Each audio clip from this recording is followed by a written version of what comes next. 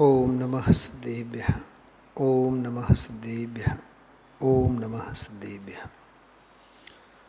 આતમ બને પરમાત્મા હો, શાંતિ સારે દેશ में है देशना सर्वोदयी महावीर के संदेश में, महावीर के संदेश में.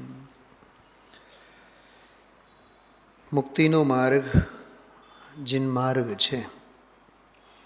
માર્ગ એટલે ઉપાય, આત્મહિતનો ઉપાય, આત્મહિતનો માર્ગ. દેવશાસ્ત્ર ગુરુ દ્વારા કહેલ તત્વ સ્વરૂપ છે. તત્વની આરાધના, ભેદ જ્ઞાનની ભાવના, ત્યાગ વૈરાગ્યમય જીવન પ્રાપ્ત પુણ્યના પ્રસંગે ચિત્તની નિર્મળતા સાથે તત્વ નિર્ણયમાં ઉપયોગને લગાવવું અને આત્મભાવના દ્રઢ કરવી એ જીન માર્ગ છે. દરેક કડીમાં, દરેક છંદમાં કોઈ ન કોઈ માર્મિક વિષય બિંદુ તરફ કવિ આપણને પ્રેરિત કરે છે. પાઠ તો ન કરીએ, કેવળ 2 લીટીનો પાઠ કરીએ, પછી 1 થી 7 કડીઓ સુધી 7 છંદોની સંક્ષિપ્ત વિષય વસ્તુ આપણે જોશું. પછી આગળના છંદો લેશું. કિતના સુંદર કિતના સુખમય અહો સહજ જીન પંથ હૈ. કિતના સુંદર કિતના સુખમય અહો સહજ જીન પંથ હૈ. ધન્ય ધન્ય સ્વાધીન નિરાકુલ मार्ग परम निरग्रंथ है. कितना सुंदर कितना सुखमय हो सहज जिन पंथ है.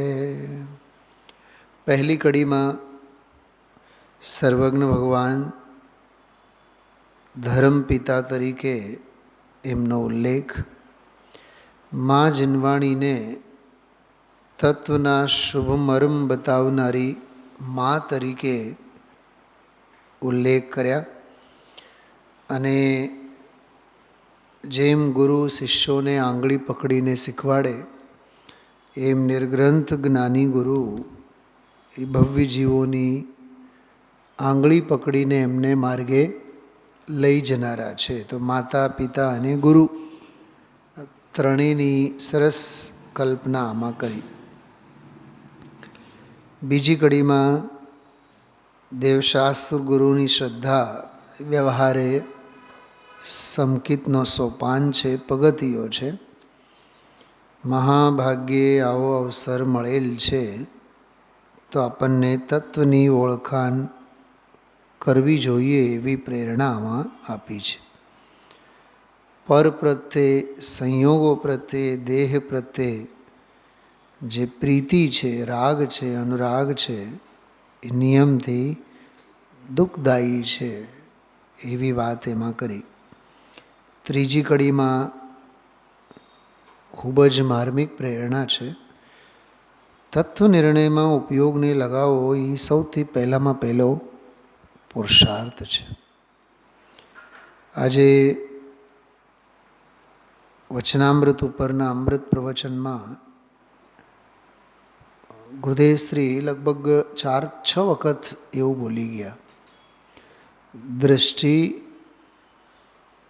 તળિયા ઉપર હોય, ધ્રુવ ઉપર દૃષ્ટિ હોય, દ્રવ્ય દૃષ્ટિ પ્રગટ થઈ, એ વાક્યની વ્યાખ્યા જ્યારે કરી ત્યારે 3-4 વખત એક વાત બોલી ગયા પહેલામાં પહેલાં કરવા જેવું તો આ છે, પહેલું તો આ છે, એમ 3-4 પ્રકારના વાક્યો બોલે.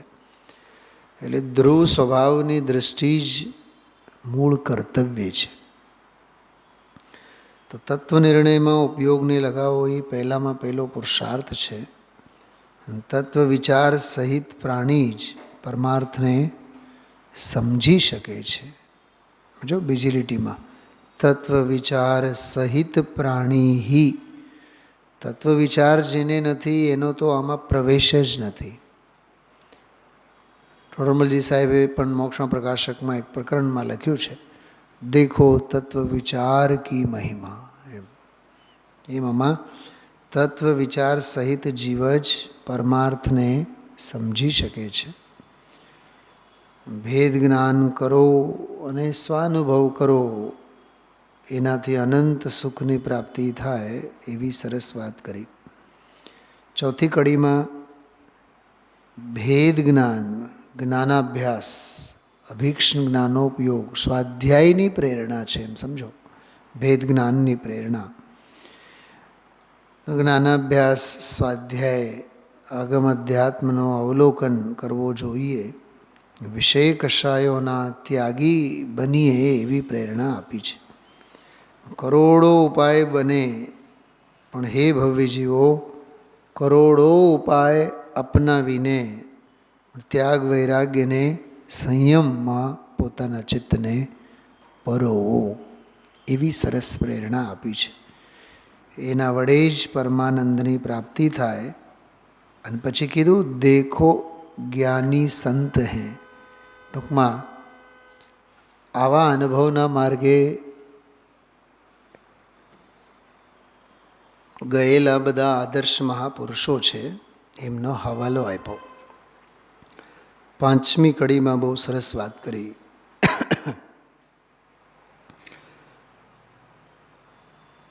જે નિર્ગ્રંથ ગુરુઓને, જે અરહંત સિદ્ધોને પ્રગટ અનંત સુખ છે, એના પાછળ રત્નત્રયની અક્ષય સંપત્તિ છે. કેટલી સરસ વાત છે. રત્નત્રયમય અક્ષય સંપત્તિ. હમણાં આવશે ને ધનતેરસ, ધન્ય તેરસ છે. હવે ધનના લોભિયાઓએ સરસ્વતીની આરાધના મૂકીને લક્ષ્મીની કેવી વિકૃતિ આવી છે, વિચાર કરો સમાજમાં. જૈનોમાં પણ, કહેવાતા જૈનોમાં પણ ખ્યાલમાં આવે છે. ભગવાન મહાવીર સ્વામીની વાણી તેરસના દિવસે છેલ્લે ખરી, માટે એને ધન્ય તેરસ કહેવાય. હવે આ ધનતેરસ, ધન શબ્દ જે છે 100-150 વર્ષ જૂનો શબ્દ છે. ધન્યના અર્થમાં આવે જે આપણે ઓલી ભક્તિ ધન ધન જયની, તેમાં જે ધન શબ્દ છે ધન્યના અર્થમાં છે. પણ એક પર્વ અને તહેવારો જે આપણા પ્રથમાન યોગના મહાપુરુષોના મંગલમય આત્મકલ્યાણ સાથે સંકળાયેલા હતા, એમને આપણે લૌકિક, લોક પ્રયોજન અને લૌકિક દૃષ્ટિએ લોક સંજ્ઞાએ એને આપણે માનતા થયા. તત્વજ્ઞાન નથી ને સ્વાધ્યાય નથી, માટે એવું થાય. આમાં જો રત્નત્રય સંપત્તિ જે અક્ષય સંપત્તિ છે, અખૂટ સંપત્તિ છે, તે જ સુખકારી પ્રગટ થયેલી સંપત્તિ છે. એવા એ નિર્ગ્રંથ મુનિ ભગવંતોના શુભાશુભ કર્મોદયમાં પરિણતિ વિકારી નથી થતી, અવિકારી બની રહે છે. ઘોર ઉપસર્ગ આવે, ઘોર પરિસહ આવે કે ચક્રવર્તીની સંપદા મળે, જ્ઞાની નરકમાંય દુઃખી નથી અને સ્વર્ગમાંય સુખી નથી. આત્મામાં દુઃખી નથી, આત્મામાં જ સુખી છે. ખ્યાલમાં એવું તત્વની દૃષ્ટિવાળાને નરકના દુઃખો નથી, એને જો દુઃખો છે તો બાકી રહેલા વિકારોનો અસ્થિરતાજન્ય દુઃખ છે. રોગનો દુઃખ નથી, રાગનો દુઃખ છે છદ્મસ્તને. સ્વર્ગમાં ગયા હોય તોય ત્યાં કોઈ દૈવી રિદ્ધિ સિદ્ધિ એને મોહિત ન કરી શકે. એટલે જ્ઞાની નરકમાંય દુઃખી નથી, સ્વર્ગમાંય સુખી નથી. એમ પોતાના સ્વભાવની દ્રષ્ટિએ સુખી છે. તો શુભાશુભ કર્મોનો ઉદય હોય પણ પરિણતિ રહેતી અવિકારી, નિર્વિકારી પરિણામ રહે છે. શુભના ઉદયમાં જો હર્ષિત થાય તો પરિણતિ વિકારી થઈ, પાપના ઉદયમાં દુઃખી થાય તો પરિણતિ વિકારી થઈ. અને પુણ્યને પાપ, શુભ અને અશુભ બેઉ ઉદયમાં સમભાવે રહે તો પરિણતિ નિર્વિકારી છે. પકડાય છે વાત? ન હર્ષ ન શોક. એવા મુનિ ભગવંતોના ચરણોમાં શરણ લેવાની ભાવના કરી. એના વડે દુઃખમય ભવનો અંત થશે એવી ભાવના કરી છે.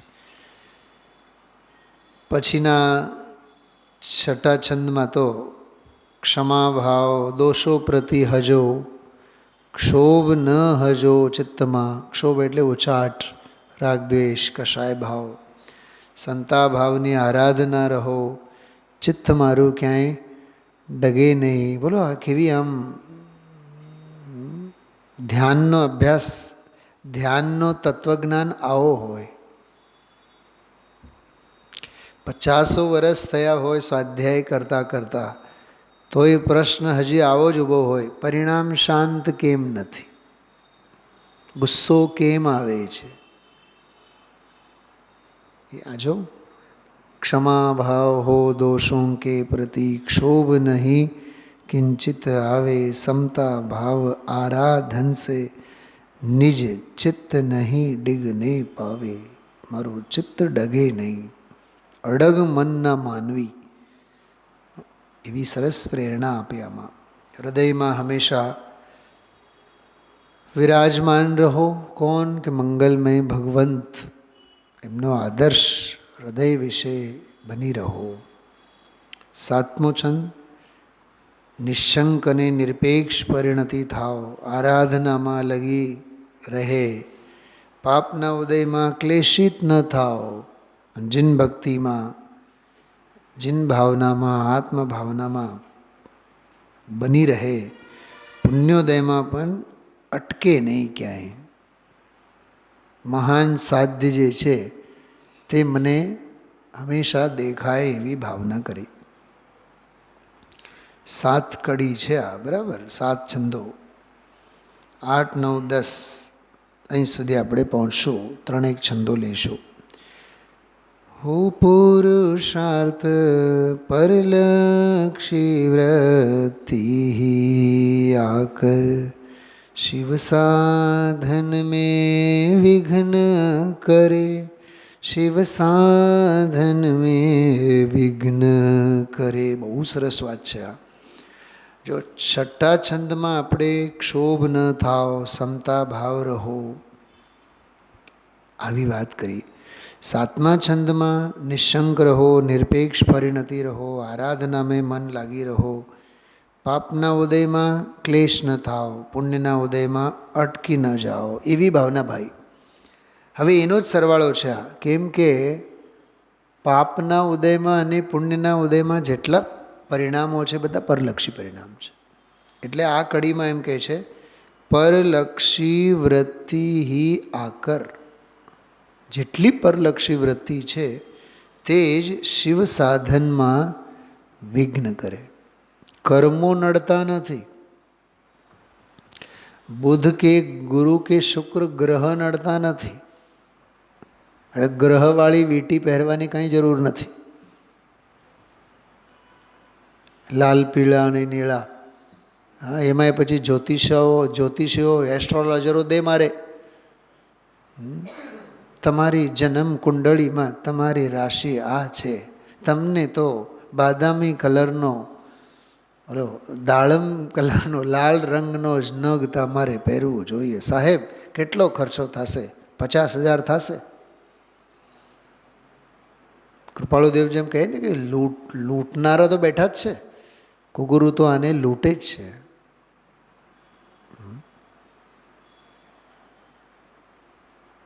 વીંટી પહેરવાથી જો ભલું થાય તો 20 આંગળામાં પહેરો ને. અને પ્લાસ્ટિક સર્જરી કરાવીને 10 આંગળાની જગ્યાએ બીજા 10 આંગળા ઉગાડો. મેડિકલ સાયન્સમાં શું ન થાય? દરેક આંગળા બબ્બે કરી નાખો, અહીંને અહીંયા પેચ વર્ક કરીને. કેટલી મૂરખ દુનિયા છે. મને તો કમસે કમ 50 જણાએ તો પૂછ્યો હશે, સાહેબ તમારું આ નખ કયું છે? કાંઈ નખ બગ નથી, અમેરિકન ડાયમંડ છે.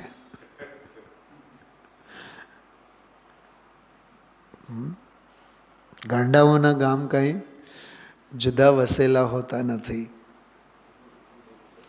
પરલક્ષી વૃત્તિ, જો આ પરલક્ષી, પર નહીં, પરલક્ષી વૃત્તિ. નડે પર નહીં, પર નડતું નથી, પરલક્ષી વૃત્તિ નડે છે. એટલે બીમારી બહાર નથી, બીમારી અંદર છે. કેટલી સરસ વાત. પરલક્ષી વૃત્તિ આકર શિવ સાધન મેં વિઘ્ન કરે. આત્મ સાધનામાં, કલ્યાણના માર્ગમાં, સારા કાર્યમાં વિઘ્ન કરે. હો પુરુષાર્થ અલૌકિક. વાહ! લૌકિક પુરુષાર્થ નહીં, અલૌકિક પુરુષાર્થ. હો પુરુષાર્થ અલૌકિક ऐसा સાવધાન હર સમય રહે. वो કેટલી સરસ વાત છે.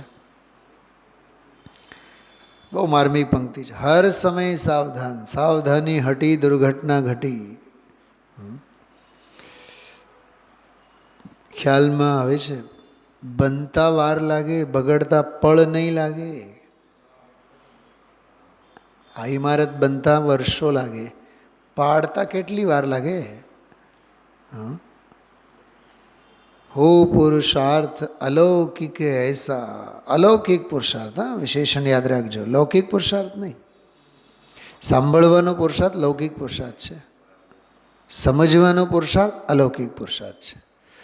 સમજવાનો એ પુરુષાર્થ લૌકિક પુરુષાર્થ છે. સ્વરૂપમાં સમાઈ જવાનો પુરુષાર્થ એ અલૌકિક પુરુષાર્થ છે. ખ્યાલમાં આવ્યો? અંદર અંદર અંદરના પુરુષાર્થો બધા અલૌકિક, બહાર બહાર બહારના બધા પુરુષાર્થ લૌકિક.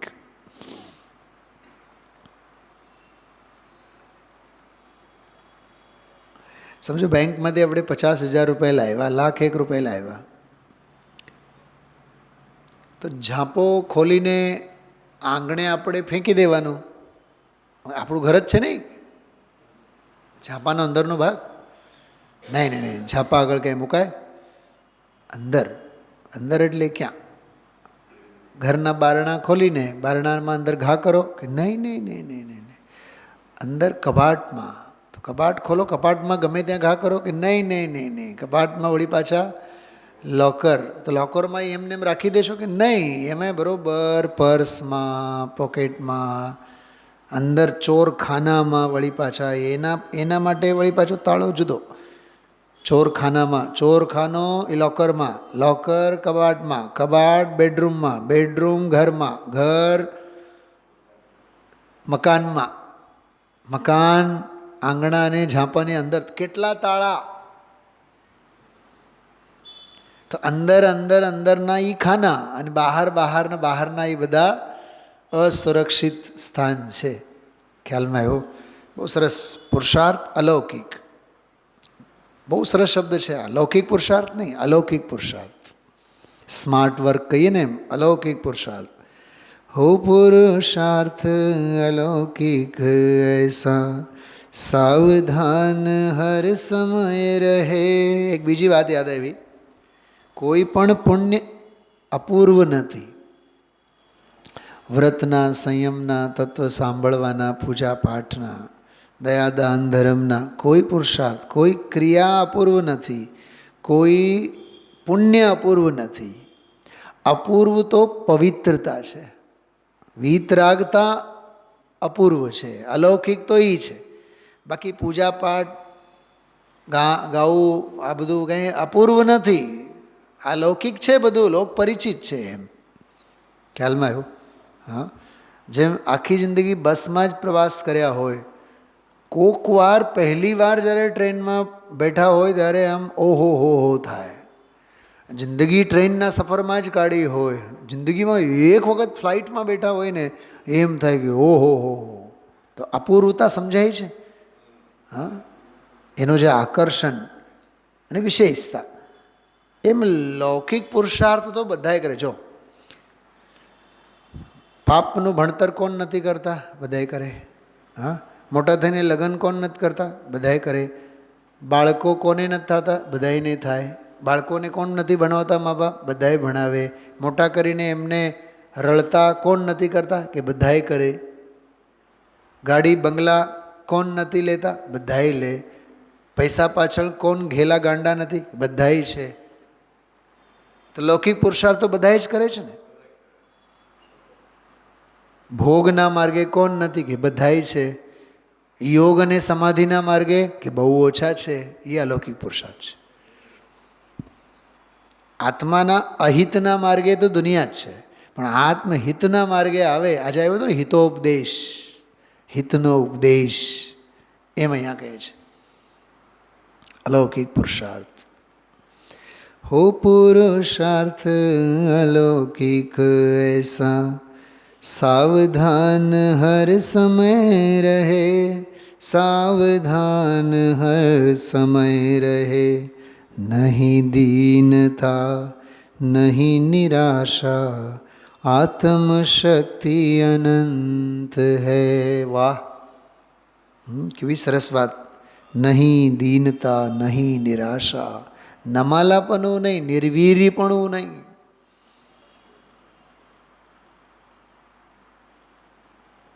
પુરુષાર્થી છો અને પુરુષાર્થને ઉપાડો. એમ વાતે વાતે નમાલાપણું. પૈસા નથી નમાલાપણું, સંયોગો નથી નમાલાપણું, તબિયત નથી સારી નમાલાપણું, મિત્રો નથી તો નમાલાપણું. ભિખારા છીએ, ભિખારા. કેટલી ઝોળીઓ લઈને ફરીએ છીએ આપણે. મને કોઈ સારા મિત્રો મળે, હા, મને કોઈ સારા સગાવાલા મળે, પૈસા મળે, ખાવા પીવાનું મળે, કોક મારા વખાણ કરનારા મળે. તમે જો આખી ભિક્ષાવૃત્તિની લાંબી લિસ્ટ છે. પૈસા મળે, ધન મળે, નામ મળે, ફેમ મળે, ભરી સભામાં મારો સન્માન થાય, મને પૂછે દુનિયા. કેટલી જાતની ભિક્ષાવૃત્તિ જીવ લઈને બેઠો છે. જેટલી જાતની ભિક્ષા એટલી ઝોળીઓ. આજે આવ્યું હતું શબ્દ નિરપેક્ષ, આવ્યું હતું કે નહીં વચનામૃતમાં?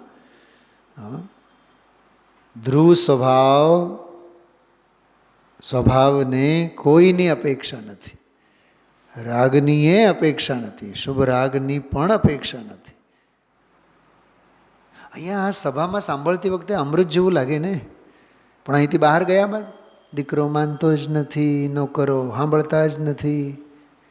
બધી અપેક્ષાઓની ચાદરો ઓઢીને બેઠા છીએ આપણે. બહાર જઈએ એટલે નોકર માને એટલે મોજ પડે, ઘરવાળા માને તો સારું લાગે. અહીંયા નિરપેક્ષતાની વાત. અહીંથી બહાર ગયા બાદ બધેથી અપેક્ષા. મંદિરમાં આવીએ ત્યારે નિસ્સહી નિસ્સહી નિસ્સહી, બહાર ગયા બાદ સબ સહી સબ સહી સબ સહી. માયાચારી છે, સરળતા નથી. લોક સંજ્ઞાએ લોકાગ્રે જવાતું નથી. તો દુનિયાદારીનો પુરુષાર્થ કરે છે, એવો પુરુષાર્થ આપણે કરીએ છીએ. ફેર શું એમાં? અમારા ભારીલ સાહેબ એક બહુ સરસ વાત કરતા કે શાસ્ત્રી ભણ્યા બાદ, આચાર્યનું ભણ્યા બાદ પોતપોતાના પુણ્યના પ્રમાણે બધાએ રળી લેતા હોય છે, પણ નોકરીમાં કેટલો ફેર.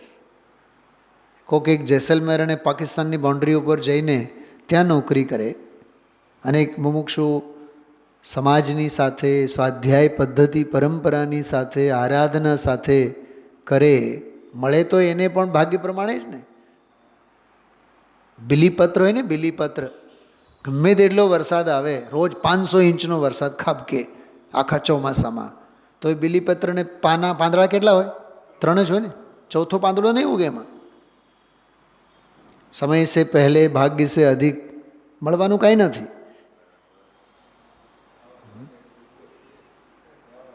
અરે આજે સમયસારની સથવારે શ્વાસ લેવાનો સૌભાગ્ય મૂળ સંપદા છે.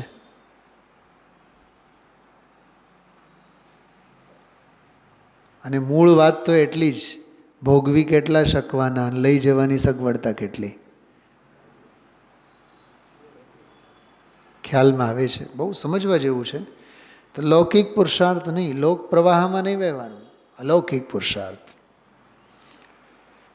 નહીં દીનતા નહીં નિરાશા, આત્મશક્તિ અનંત હૈ. કેવો આમ પુરુષાર્થ રેડ્યા છે આમાં. ચાહે જૈસા જગત પરિણમે, ઇષ્ટાનિષ્ટ વિકલ્પ ન હો. આહા, બહુ સરસ વાત છે. જગતને જેવું પરિણમન કરવું હોય એવું પરિણમન કરે. ગાળો દેવી હોય દે, વખાણ કરવા હોય તો વખાણ કરે. અમારે તમારા વખાણની જરૂર નથી, તમારા ગાળની ગરજ નથી. તમારા ગાળથી અમે ઉશ્કેરાઈ નથી જવાના, અને તમારા વખાણથી અમે હરકાઈ નથી જવાના. જગત ગમે તેવું પરિણમે. જગત એટલે એ જ ને, બહારના સંયોગો બધા, ચેતન અચેતન બધા સંયોગો. શું કહે છે? ચાહે જૈસા જગત પરિણમે, ઇષ્ટાનિષ્ટ વિકલ્પ ન હો. ઇષ્ટ બુદ્ધિ અનિષ્ટ બુદ્ધિ ન હો. સીધી વાત છે, ગમા અણગમાના ભાવ ન હજો, એમ કહે છે.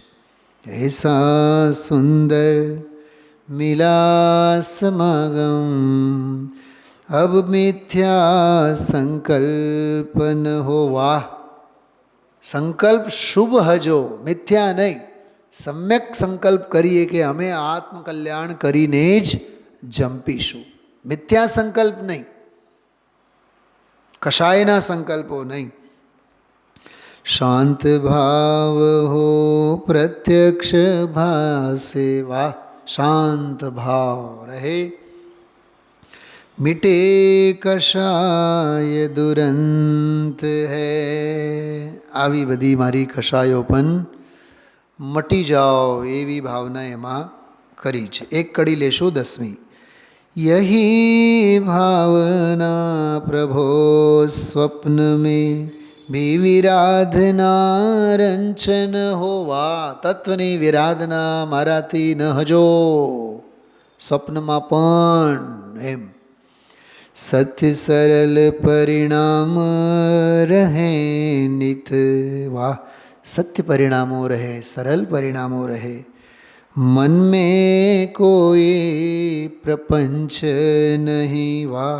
મનમાં કોઈ પણ જાતના પંચાત, પ્રપંચ એટલે પંચાત, વિકથા, ઉચાટ, સંકલ્પ વિકલ્પો ન હજો.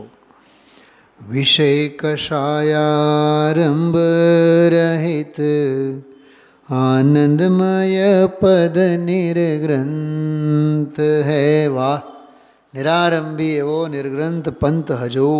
કિતના સુંદર કિતના સુખમય, અહો સહજ જીન પંથ હૈ. અહો સહજ જીન પંથ હૈ. બહુ અદ્ભુત બધી પ્રેરણામાં આપવામાં આવેલી છે. ખૂબ આ વિષયને આપણે આત્મસાત કરીએ. હું આપ સૌને એક સરસ